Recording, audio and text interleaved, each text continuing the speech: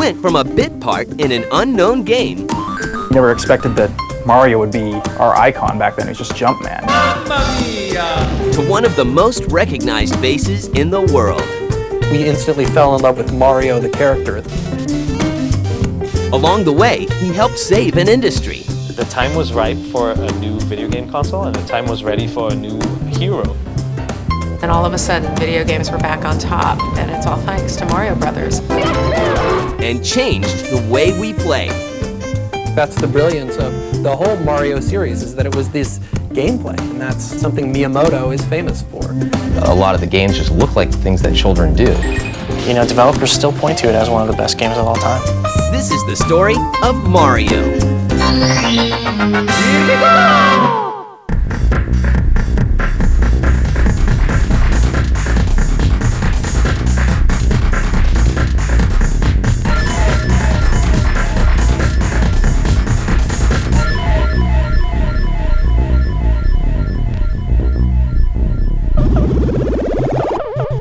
In 1980, Nintendo, a Japanese toy manufacturer, is trying to break into the already crowded American arcade market.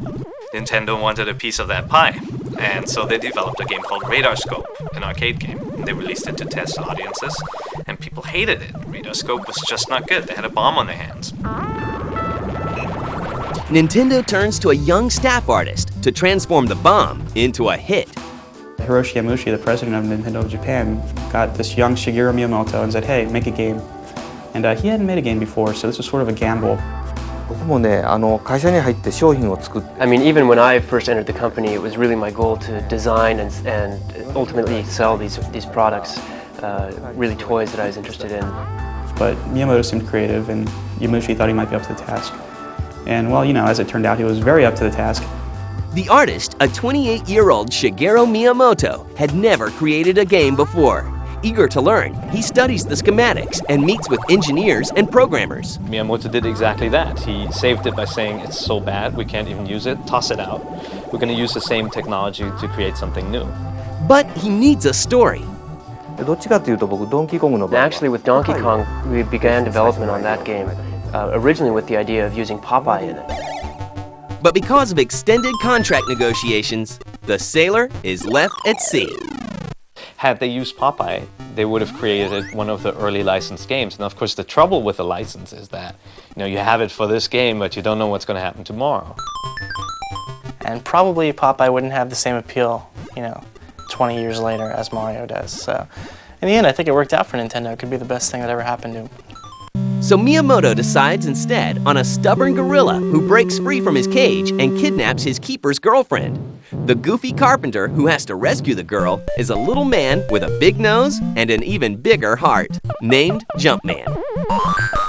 Because of the restrictions of technology, Miyamoto has to get creative with his character design. And Jumpman, you know, is this tiny little sprite with a mustache and a hat and overalls, and we know him well today, but the only reason why he looked like that back then was because of the limitations of the hardware. Without a mustache, the Mario sprite would have looked really weird because you wouldn't be able to see the nose in the face. So there's your reason why the guy has a mustache. Hair would look really weird, so they decided, hey, let's give him a hat. The reason Mario had overalls on was because without the overalls, the whole walking thing would have looked really bad. So there you go, there's the birth of a cultural icon. In 1981, the finished arcade game ships to America, where a certain resemblance is noticed. And common lore has it that that name is based on the landlord of the Nintendo offices in New York. The landlord's name? Mario Segale. And so, Jumpman is named Mario. Despite the unusual story and characters, players quickly learn to love the game. It did very well, and it started, you know, more and more people were playing, and quickly we realized in America that we had a hit. Before you knew it, Donkey Kong was everywhere.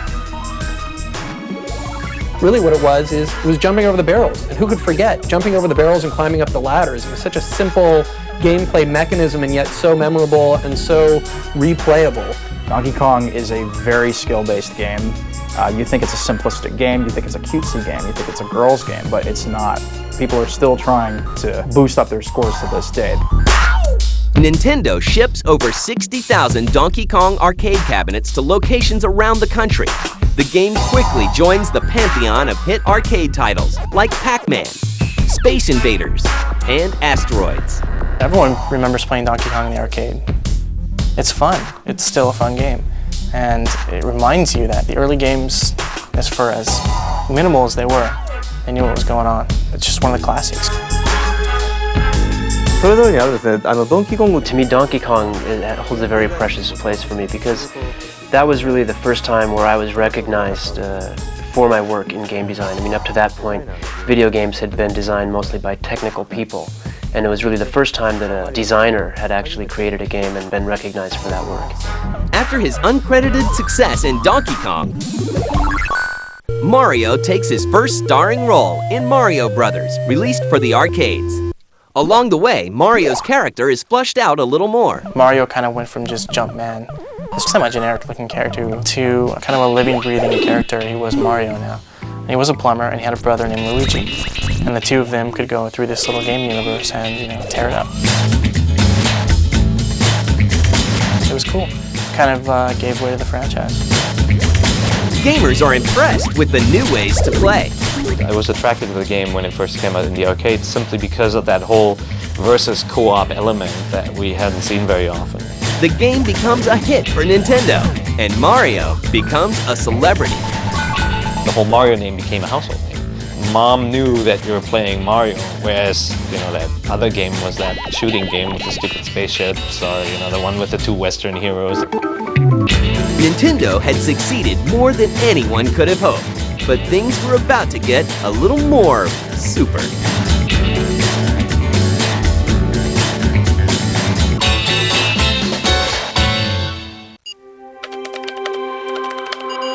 Creating life by code alone. Closer.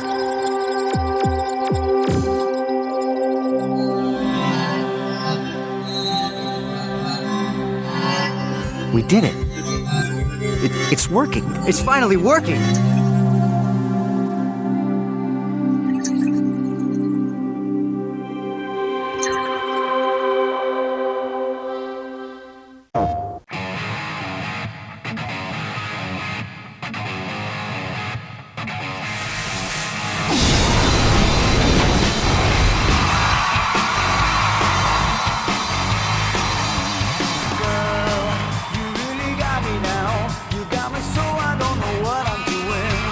Unleash your inner rock star. Guitar Hero 2, rated T for Teen.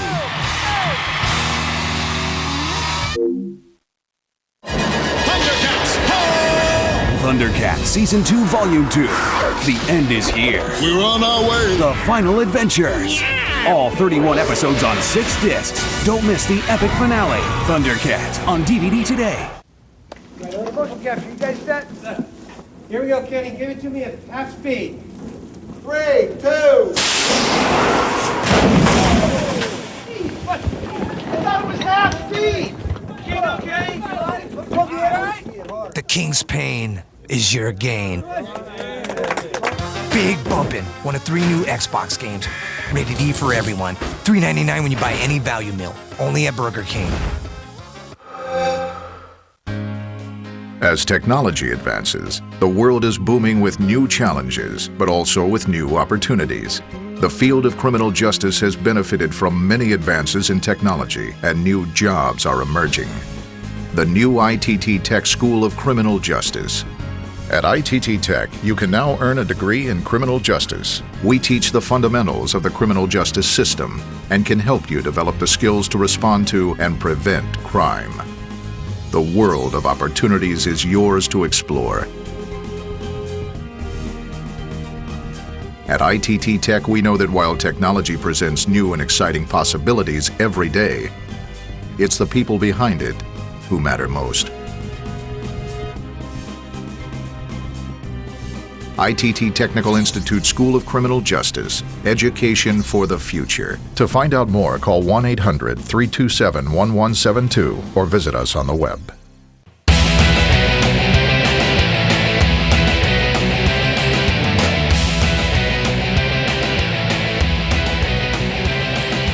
Jinx presents World of Warcraft clothing and gear. Check it out at jinx.com. Tonight on Attack of the Show, the star of Harold and Kumar, Cal Penn, stops by to talk about his latest, Van Wilder 2. Plus, is watching downloaded movies really the future? We're taking sides and debating it in The Loop. It's Attack of the Show tonight at 7 p.m. Eastern.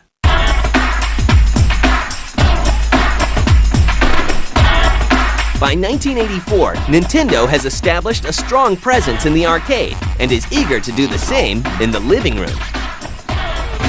However, after the terrible losses faced by companies like Atari a year earlier, people began to think of video games as simply a passing fad. I think a lot of people just lost interest. The games were so generic, there was so much bad stuff out there, they didn't want to do it. So in comes Nintendo, this Japanese newcomer, saying we're going to make a new console. And, you know, what a gutsy move at the time. Nintendo has already created the Famicom, or Family Computer, a console that is sweeping through Japan. But they know the only way to convince toy stores in America to carry it is to create a hit game. Work begins immediately on a game to maximize the technology. Well, yeah, it is true that we do have these kind of closets in Japan with sliding doors, and behind the doors it is very dark, and I remember as a child being kind of afraid of that darkness, or even going into the mountains and playing in the mountains as a kid and finding caves and whatnot, and that sort of exploration too really lingered in my memory, and so later on in life, when I did start making video games, it kind of came back into play in my imagination. And so Mario then became really the perfect game for kind of this jumping around and active expression, and just the motion on screen really became the best game for that type of action. Super Mario Bros. Also introduces a storyline and characters that are familiar to all gamers. You have two brothers out to save the girl. You know, in the original game it was Pauline, later it's Princess Peach. And you have a bad guy, and it's usually Bowser, who kidnaps the girl, and you gotta go to the end of the level, and it's usually on the right side, and get the girl. The game arrives with Nintendo's new system, the NES, just in time for Christmas, into an uncertain marketplace. There's a lot of product out there. It wasn't selling. Retailers didn't want to, get into video games anymore. And then here was this little Nintendo Entertainment System coming over from Japan, and this character, Mario, what was this about? And here was a game that featured a character. It was different. It was its adventure game, something people hadn't seen before. The time was ripe for a new video game console, and the time was ready for a new hero in video games, and there he was, Mario. It was kind of poppy and quirky. It was just definitely cool. It's something that is just burned into gamers' brains. Play the dungeon theme. Or play the above ground theme. And it's like they'll know exactly what you're playing.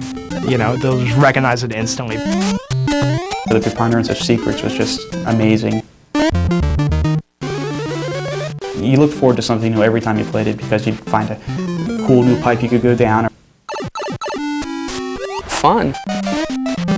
I mean, that's what it all boils down to. He somehow knows how to make a game with really tight controls, very compelling to play, challenging enough that you're going to be playing it for a while, and just cute enough and just cool enough to pull in every audience. Word spreads fast, and the game soon becomes a must-have toy for kids everywhere. And then all of a sudden, video games were back on top, and it's all thanks to Mario Brothers. It went on to be, probably the top-selling video game of all time. With 40 million copies of his game reaching his fans, Mario proves he is as much a hit in the living room as he is in the arcade. But fans will have to wait for a sequel.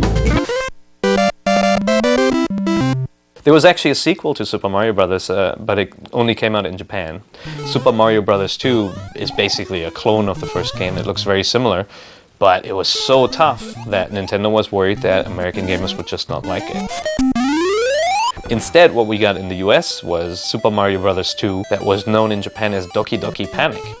So Nintendo said, oh, why don't we take that game, put our Mario characters in it, because nobody cares about these Doki Doki characters, and bring that to the US.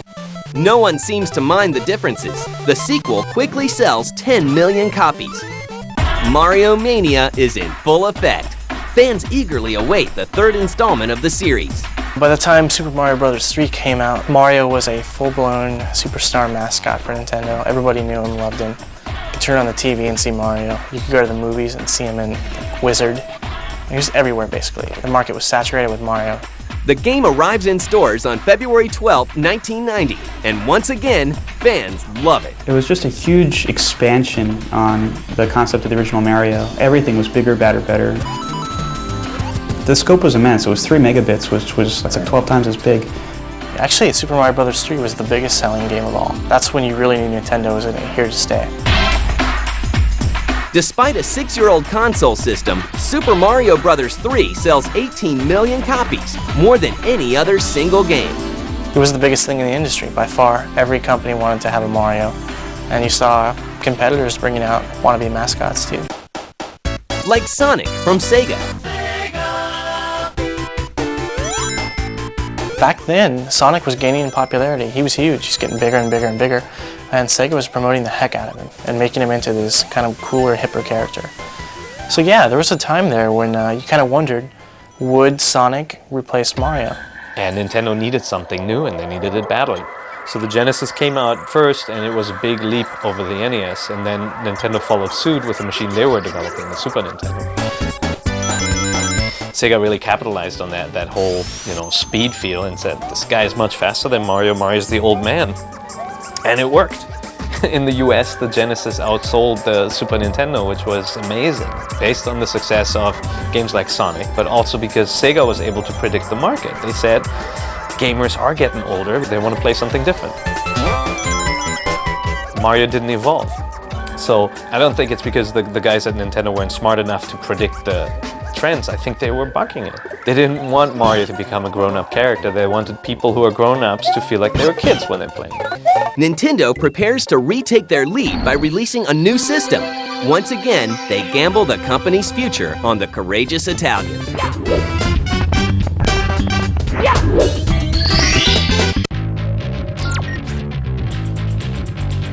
I'm Kristen Holt, and this is The Feed. Russia will close down the music site allofmp3.com. According to an agreement between the U.S. and Russia, the Russians will close any site that illegally distributes copyrighted works. Vertigo Comics' Preacher is getting a chance on the small screen. HBO is developing an hour-long series about the possessed priest, scripted by the writer behind Daredevil and the upcoming Ghost Rider. The company that owns the rights to Barney the Dinosaur has withdrawn its legal threats against a personal website that made fun of the character. And finally, rapper Snoop Dogg was arrested after his performance on The Tonight Show with Jay Leno last night. He was charged with illegal possession of a handgun and drugs and is currently out on bail. Well, that's it for now. Visit us on the web at g4tv.com/thefeed. It's the only news you need to know.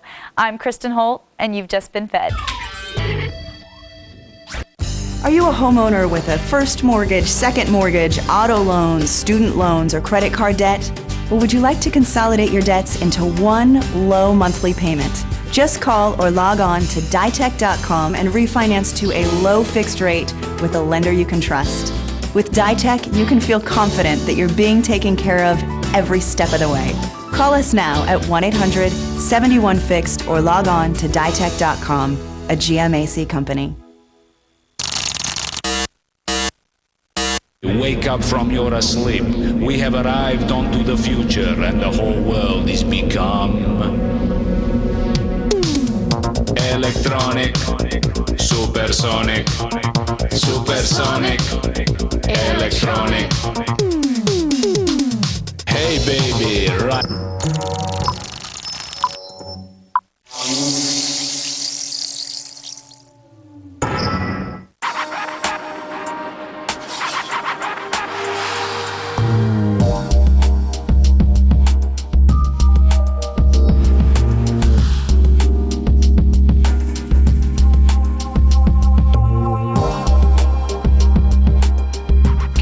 NX570X notebook with Intel Centrino Duo mobile technology for under $700. Call 1-800-GATEWAY or visit gateway.com.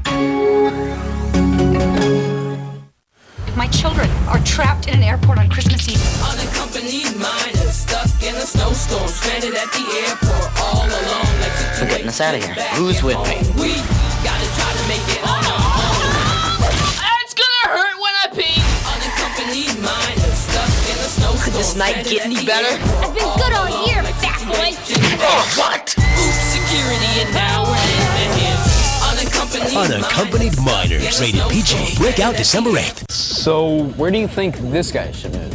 I'd say this way. And let's make sure that sound effect we used in the last level fits in here too. This one? Yeah. You know, I'm so glad I got into game design. It's cool to be able to create the kind of games that we play. I know what you mean. And the training at Collins College takes less time than most people might think. Can you believe we get paid to do this? For a complimentary DVD, call 888-823-0999. Operators are standing by. That's 888-823-0999. Call now. Dude, who owns the record for the most touchdown passes in a season? That would be Mr. Peyton Manning. Oh, sweet! You just won an iPod, dude. What's the next question? What was the official reason for T.O.'s most recent trip to the hospital? Accidental overdose. Accidental overdose. Are you into sports? Text Sport1 to 44566 now to play Friengo and win cool prizes like music gift cards, iPods, or even $1,000 cash. Text Sport1 to 44566 now. Friengo, play more. What is it, Bob? You can take this job. Yeah, you take this job and shove it. Blah, blah, blah. So you're quitting, huh? Yep, I'm gonna be my own boss. I bet you're gonna be your own boss. What do you know about being your own boss, Mr. Entrepreneur? Gonna buy a business, start from scratch? How about startup money? Whoa. Even know where to get startup money? My brother. Got a plan, a program, a mentor, Bob? You can't be your own boss without them. I can't? You're pathetic. You need an Entrepreneur of the Year nominee, Bruce A. Berman's book and CD. It's called I Got Here, You Can Too. Want to be rich, Bob? That's the idea. Then you gotta buy his book and CD. It shows exactly how Berman made a fortune being his own boss, and you can too. Want to start making money now, Bob? Sure. Thanks, guys. I'm Bruce A. Berman. If you want to make $5,000, $10,000, even $15,000 a month right now from the comfort of your own home, then you don't have to buy my book. I will give you a free copy of my book and my Making Money CD. Together, they're over $100 value. This limited time offer is available only on my website below. So go to my website now. Celebrate Christmas the G4 way. Come on! With an Arrested Development marathon that lasts all day. What are you taking, stupid pills? 3 chickens dancing, 2 guys that blow. I can blow myself. 1 never nude and an algae in the family tree. The Arrested Development Marathon with episodes of the entire first season back to back. Christmas Day, only on G4. This party is gonna be off the hook. Attention all gamers, X-Play is now interactive and in prime time. Join Adam and Morgan for game reviews, live on-screen chat, and video viewer mail. Weeknights at 8, only on G4.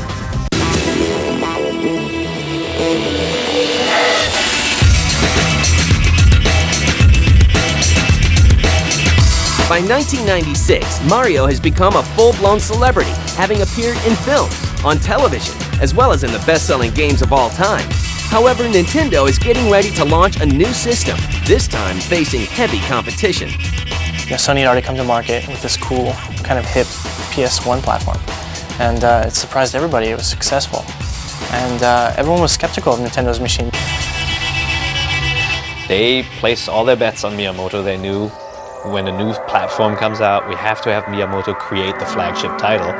And even though Mario's popularity was kind of waning in the wake of upcoming characters like Sonic and all those sports games, not only did Nintendo gamble by taking an established 2D character, making him 3D, but they also said, you know what, this is the biggest thing we have. If anybody can pull this off, it's Miyamoto and it's Mario. Working closely with the developers, Miyamoto and his team begin to explore uncharted territory. When Mario 64 is released on September 26, 1996, the experiment pays off. If Super Mario World was an evolution of the first Super Mario Brothers game, here's the game that is, the same theme but really a revolution of it all. They took the whole concept and they made it something so different that people were instantly just flabbergasted at, is this Mario? And then they played it and they're like, oh my god, it is!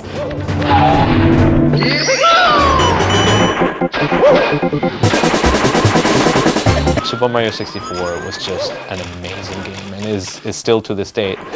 If you plop it back in, just play it for 20 minutes, you just get addicted to running around, and I don't know what it is. The way the character feels the weight on the lawn and climbing on the trees and all that, it just works so perfectly and flows so nicely.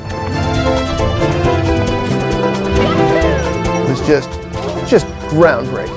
I mean, in all senses of the term. It was a real 3D world. You could go anywhere.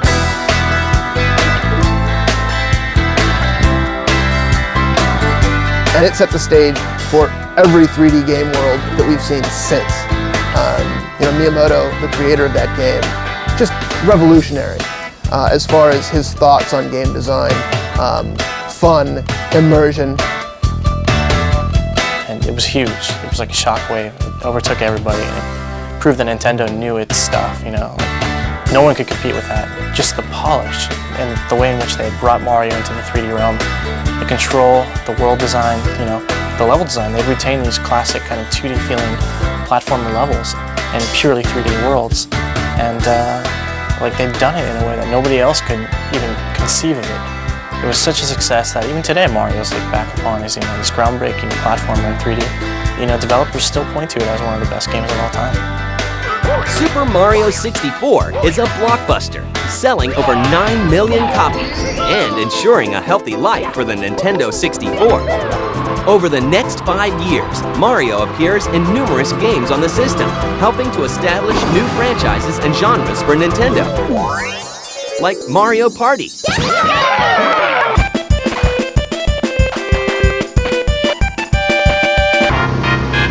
and Smash Brothers.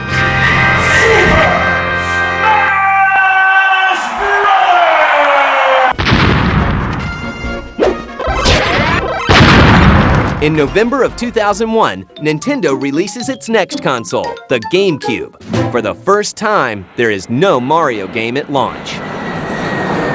But fans would not have to wait long. On August 26, 2002, the Red Cap returns in Super Mario Sunshine! Woohoo!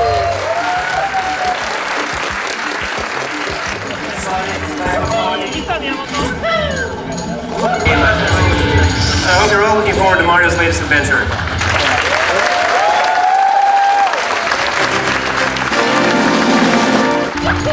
By the time Super Mario Sunshine came out, you've seen from developers games that are doing this type of thing. And they're doing them well. So Nintendo couldn't really shock everybody again. They had to just come with a solid title. And I think Super Mario Sunshine is a solid title.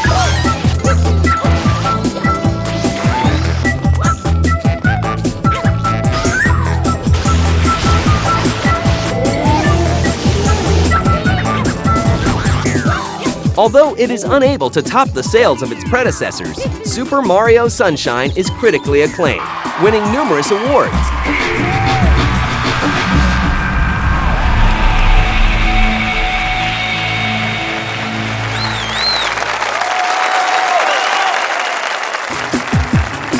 But after over 2 decades of gaming, how will Mario survive? There's so many characters out there, so many mascots and cooler characters vying for people's attention that Mario is often forgotten.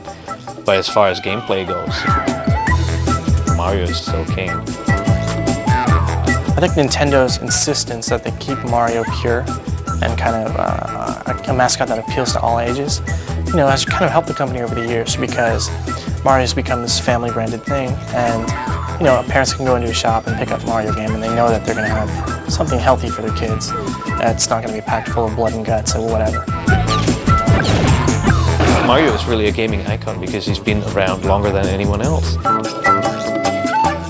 With 6 of the 10 all-time best-selling games and over 20 years of innovations, Mario's effect on the world of gaming is undeniable. Just like Citizen Kane, it's really the archetype for a really good movie, and directors will always refer back to it. Mario is the one 3D game that people will refer back to. So I think all around the industry, whether people are playing Nintendo games now or have played them in the past, that be it, consumers or the people making the games, I think you're going to find Nintendo influence everywhere.